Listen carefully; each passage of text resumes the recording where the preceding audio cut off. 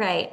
Hi, everyone. Thank you so much for joining us for the info session for the Columbia Climate School's Climate Connections, Why We Should All Care About the Polar Regions Pre-College Workshop.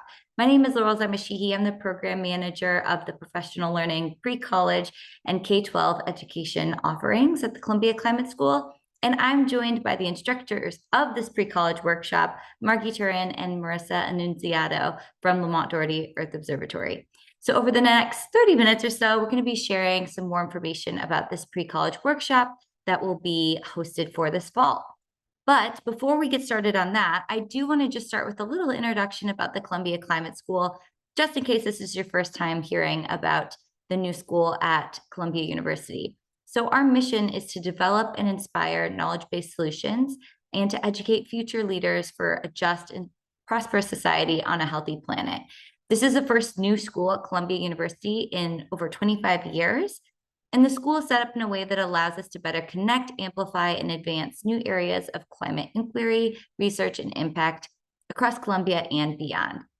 These educational opportunities, or these non-degree educational opportunities at the Columbia Climate School, they provide an interdisciplinary knowledge base for climate leaders across diverse interests and backgrounds. Specifically, these pre-college workshops, they're for high school students, grades 9 through 12. We also accept rising ninth graders who are interested in extending their learning in climate and sustainability beyond the classroom. These pre-college programs offer the same level of rigor and quality as our degree programs, and they're all taught by Columbia faculty, researchers, practitioners, educators, and staff. These learning opportunities deliver high-caliber online programs on a flexible schedule.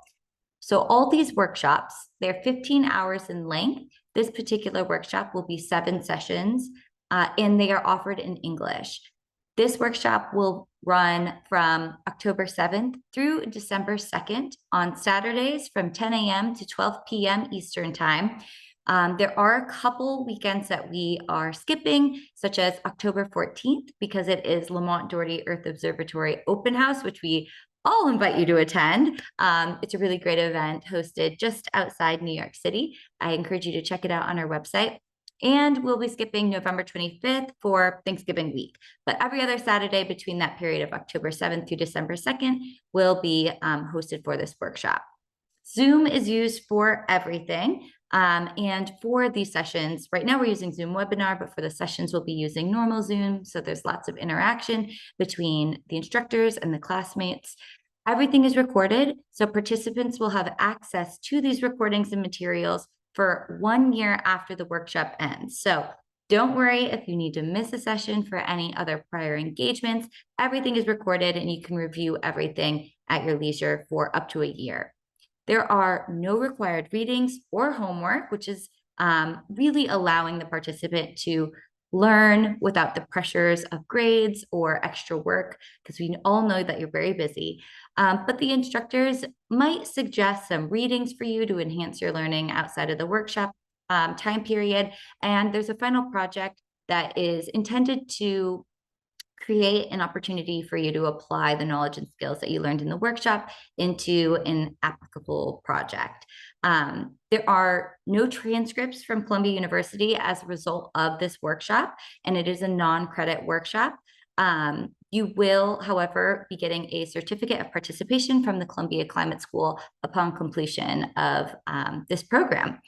It's also open enrollment, so there are no applications. I can share links at the end of the info session of how to apply and any other information that you may need, which can all be found on our website. And yes, just to reiterate, this is a non-credit workshop, so you are not a student of Columbia University through your participation in the program.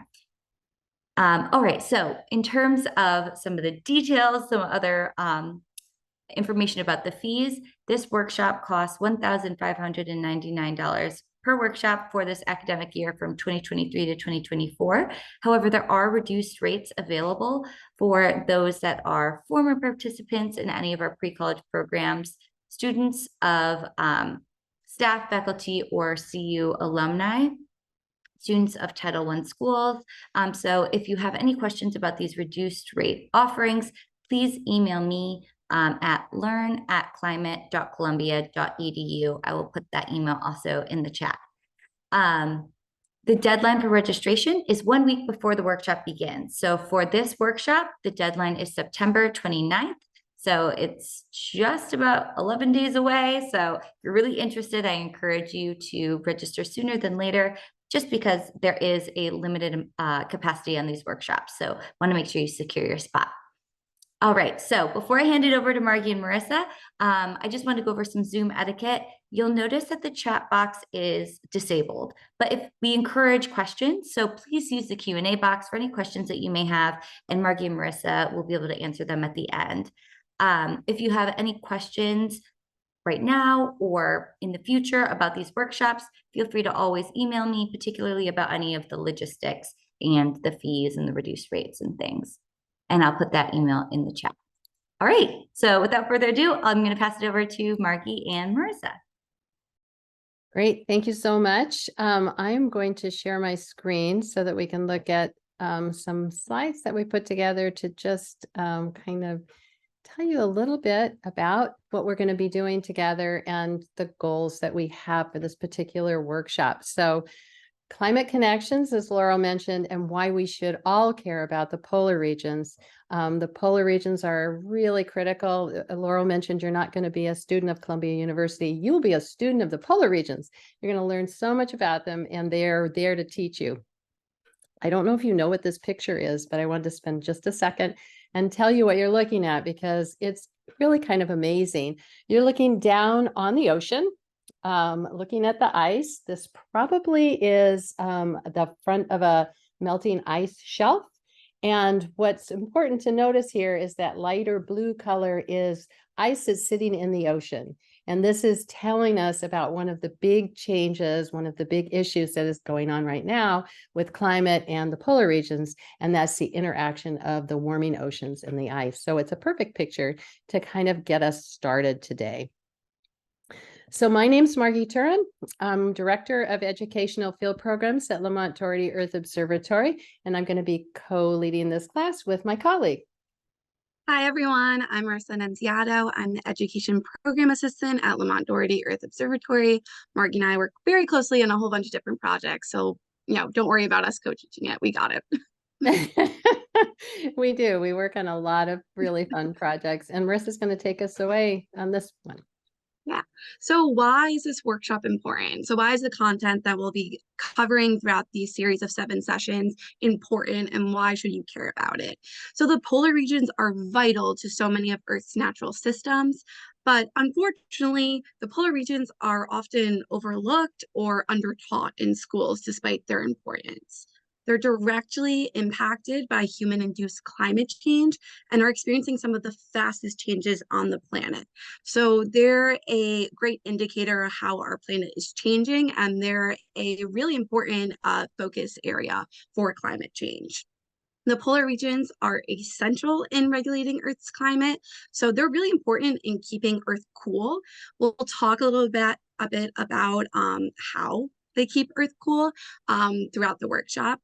But as the polar regions destabilize due to climate change, warming these areas and changing the environment, it will also destabilize many of its other natural systems. So just because the changes are happening in the polar regions, they are not constrained to the polar regions. They will have overarching impacts throughout the globe.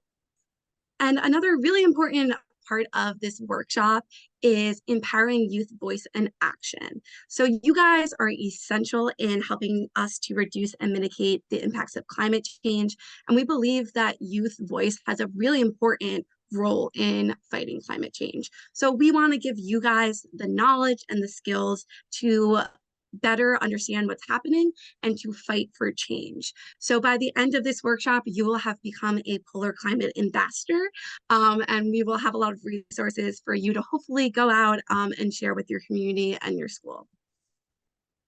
Perfect. Thank you. So can you see yourself here? And I think that this is it's a double-sided question. So first of all, we're looking at the Arctic and Antarctic. This might be an unusual way for you to view the map of the world, But this is what we're zooming in on. This is called a polar stereographic view. It's putting the polar regions front and central.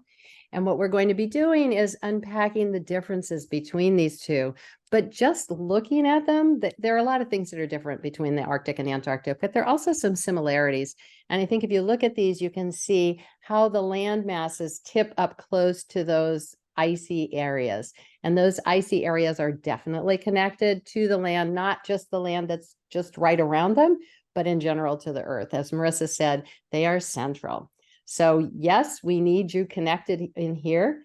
The second side of this image is our polar ambassadors from the summer. So this summer, we were fortunate enough to have a group of young people who worked with us on site. And they developed a whole range of new resources for us. We're going to be sharing some of those through the project. And then our goal is that you would add to those. So you'll be developing additional resources and becoming a polar ambassador yourself. So things that you feel would be wonderful to have in your tool chest to share out and share the information that you're learning. We're hoping that you will also share those with us so we can put them on our website and use them in reaching even more people. So hopefully you can see yourself here. Okay, so what do we want our students to do? What will you be doing? Well, first of all, by the way, you'll notice these are all active because the goal of this project is not for us to be dumping information at you. The goal of this particular project is for you to be informing us in terms of how you can help to spread the word. What are some of the tools that we can help you create to take this Polar Ambassador program far and wide? So you're going to be gaining some insights into why the polar regions are so critically important. We've shared that with you already. But then we're going to allow you to do some additional investigations on your own, not outside of class, but actually while we're together. We have some really fun different apps and applications that you can use to really better understand some of the complex feedbacks that are going on in the system that help bring them into a more accessible way. So we'll look at how we can focus on keeping those polar regions in balance, as Marisa said a minute ago. Our goal is to improve not only your polar literacy, but also data literacy. So we'll look at a variety of ways that data can actually be shared in a more accessible way. And we'll let you help with creating some different communication pieces around data that are not graph-based or data number hungry. Excuse me, I can't talk right now.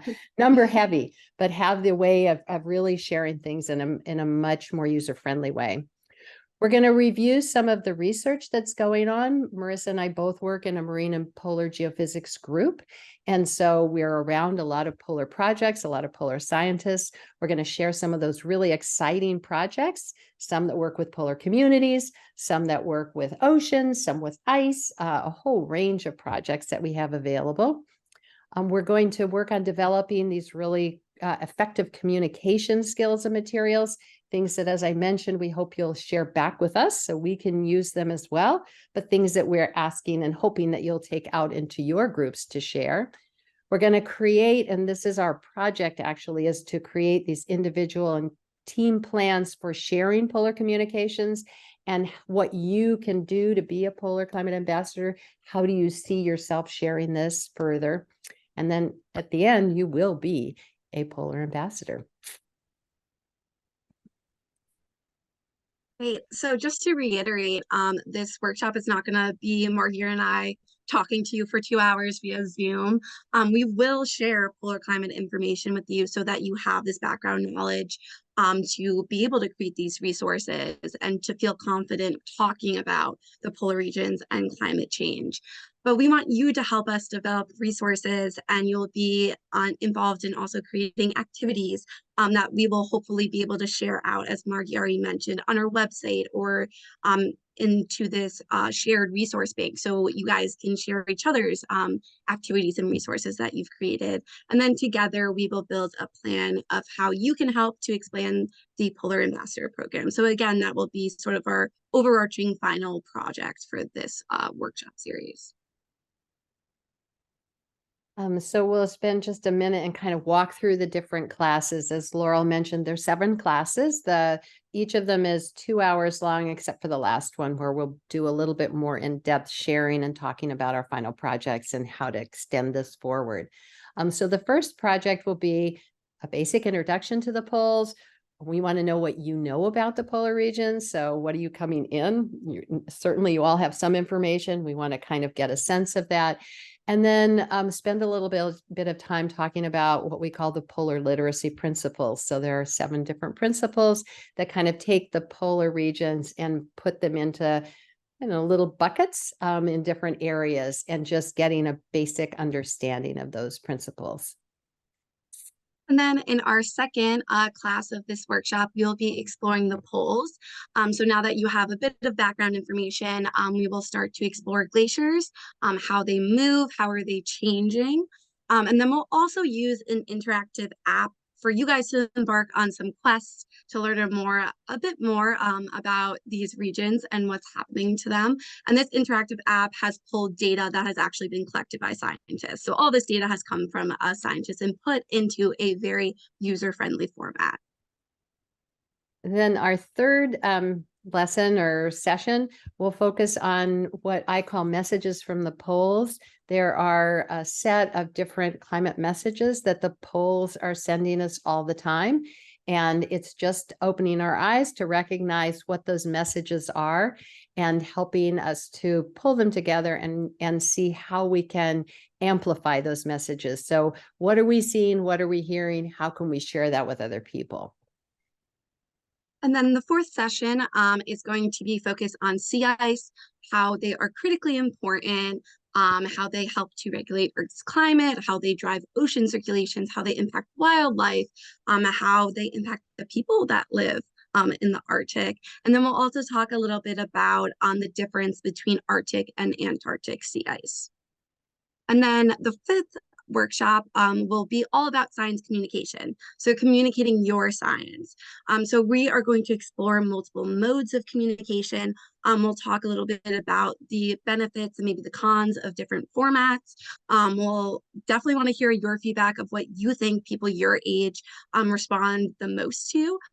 Which mode of communication you think would be best. And then you will actually, in this session, be creating your own communication piece. And then our 6th lesson or session will be talking about who's part of that polar community. So we'll look at people that live in the Arctic, and some of those are people that I've had the pleasure of working with for a couple of different projects. So we'll learn about how they view climate change. What are some of the messages that they would like to share back with you and that you could share with them? We'll be introduced to some of the people working in the polar regions. So they're another complement of what's going on in those polar areas.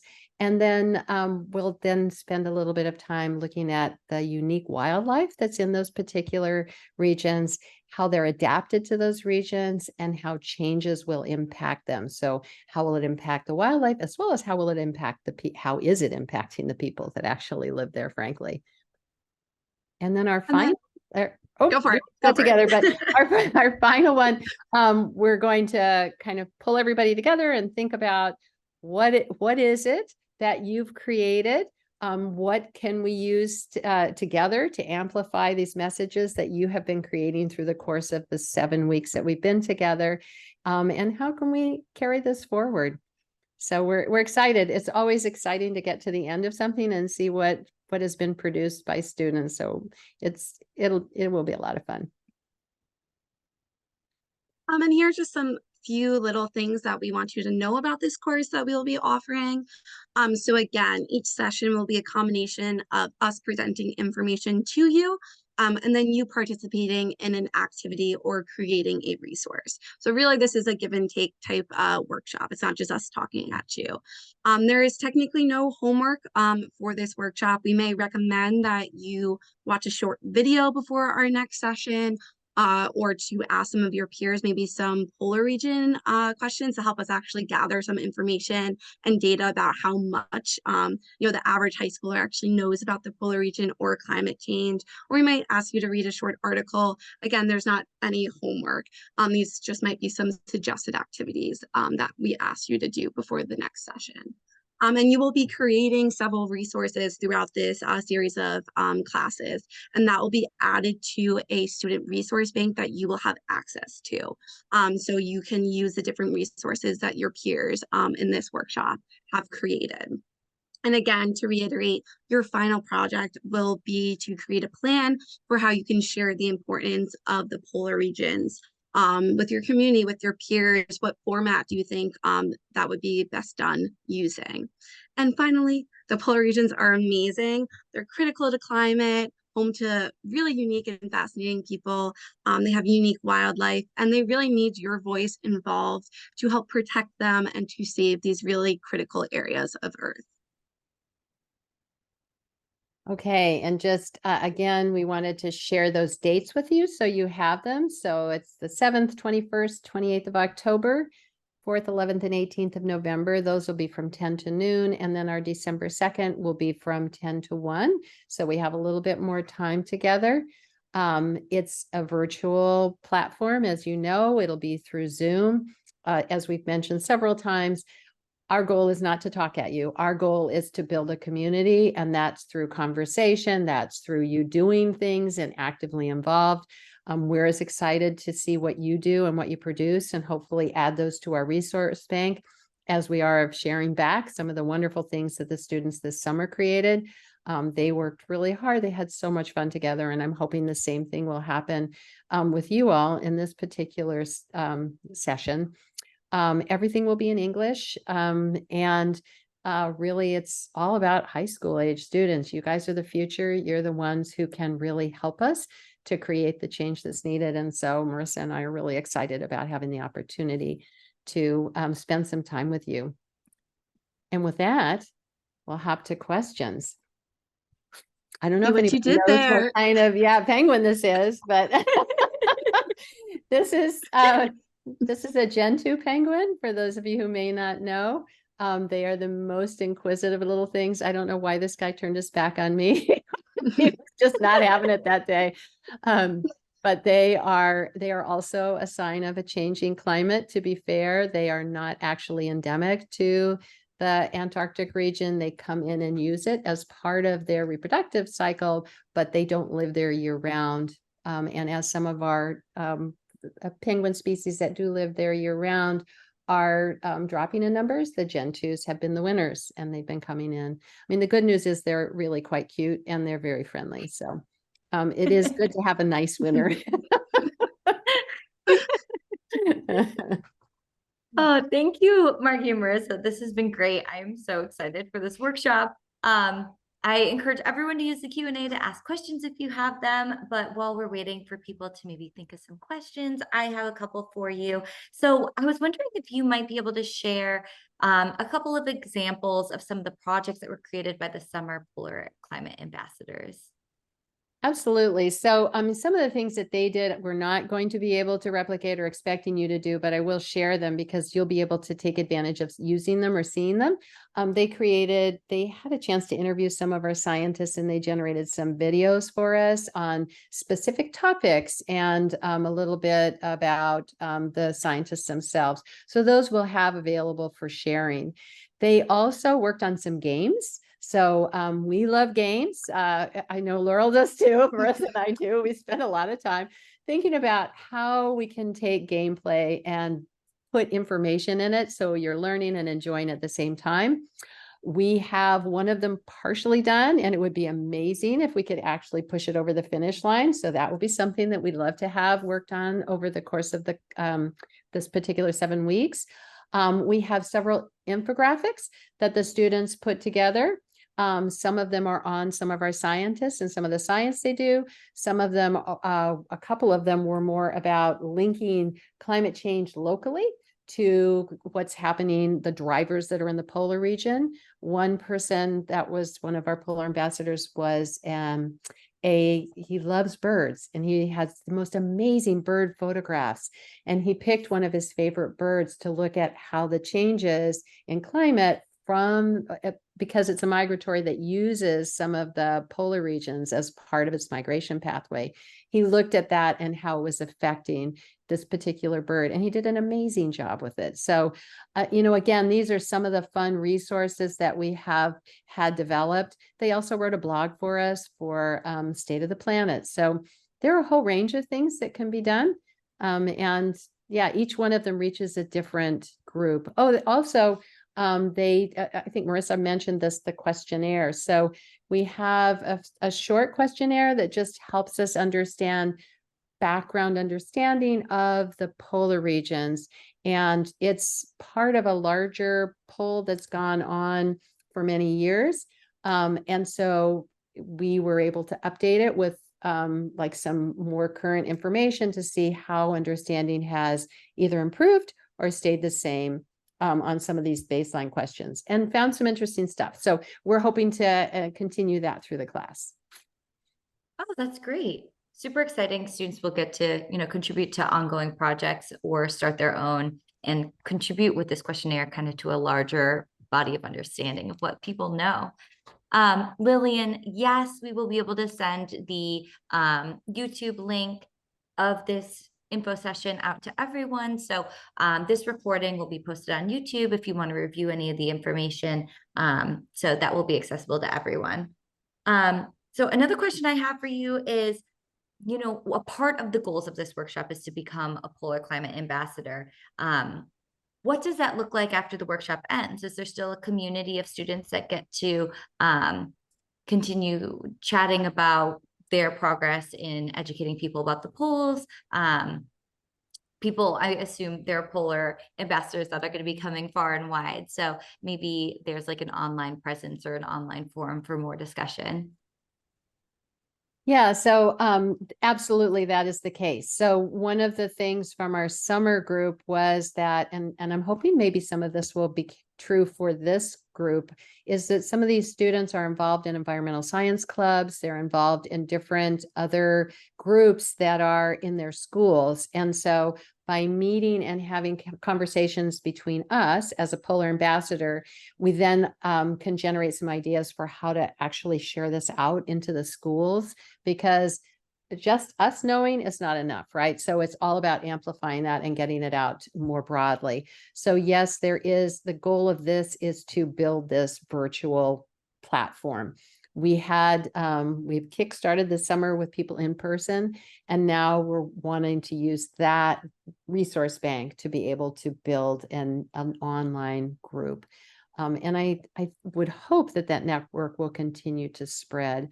I think that the more resources and individuals we have working on that, the better. So I'm excited to see that actually take off. Oh yeah, me too.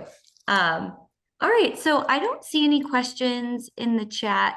I do just want to mention that these workshops, they've been running now for 3 academic years, and throughout the 3 years that we've been running them, we've really found that they're providing a unique opportunity for students to be able to directly engage with climate school or Columbia experts, which is a pretty unique opportunity for students. We recognize conducting research is essential, but it can't stay in the academia bubble. It's super critical that we're getting this information out into different audiences, 2 different audiences, particularly those that are the change makers, which are young people. So we're really excited for this workshop and for all that the participants of this workshop are going to create come the end of it. Margie, Marisa, thank you so much. This has been really great. Thank you. Yeah, it was great to be here. Yeah, thank you to everyone who joined as well for this session. Yes, thanks everyone. If you have any questions, again, feel free to email me at learn@climate.columbia.edu. By joining this info session, you will be able to receive a discount for your registration. So please email me and I'll be able to give that discount code to you. And if you have any questions, feel free to reach out. Have a great afternoon, everyone. Bye. Hey.